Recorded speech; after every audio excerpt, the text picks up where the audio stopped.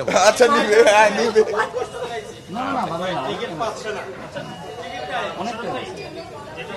Ticket নাই পরের শোতে বা তার অন্য ছবি দেখেন, সব ছবিই তো।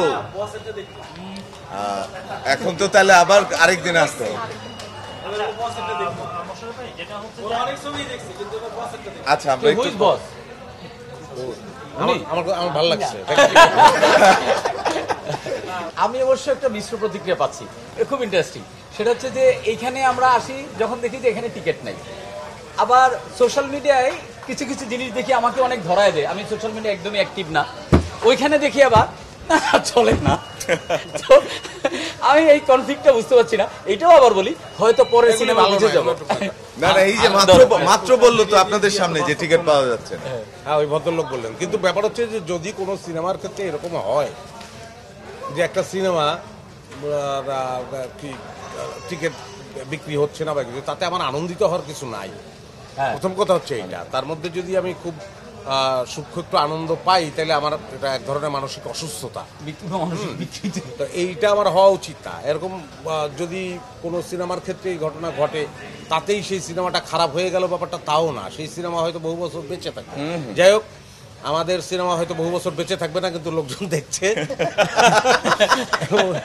আমি আমি এতটুকুতেই সন্তুষ্ট। এই ভদ্রলোক বললেন যে উনি এসে টিকিট পেলেন না, উনি কি করা যায়, ওনার এখন ভাড়া টাড়া দিয়ে দেবো বা উনি আর একদিন আমার কাছে টাকা দেখবে, এই আর কি।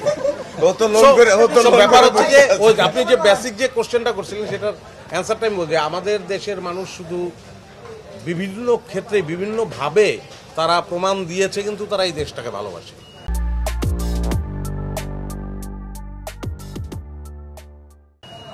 অনেকভাবেই অনেকবার প্রমাণ তারা করেছে যে তারা এই দেশটাকে ভীষণ ভালোবাসে। আমরা হয়তো সবসময় তাদের সেই মানুষের পালস আমরা সবসময় বুঝতে পারি না।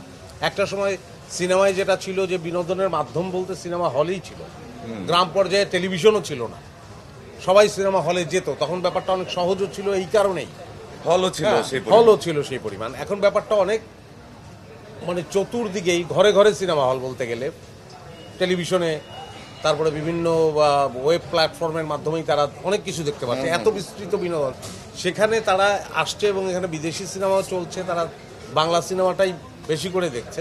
এই অ্যাটিটিউডটাকে আমি স্যালুট জানাতে চাই। একদমই। আমাদের এই দর্শকরাই আসলে তারাই দেশটাকে ভালোবাসে, তারা এই দেশের সংস্কৃতিকে ভালোবাসে, তারা আমাদের অভিনয় ভালোবাসে। নাইলে আমরা এই ছোট দেশে আমাদের কত ধরনের যে সীমাবদ্ধতা, আর্থিক সীমাবদ্ধতা, বাজেটের সীমাবদ্ধতা, অনেক কিছুই তো আমরা চাইলেও করতে পারি না। তারা ভালোবাসে বলেই আসলে কিন্তু আমরা করতে পারছি, এবং তাদের ভালোবাসাটা থাক। Salute to them.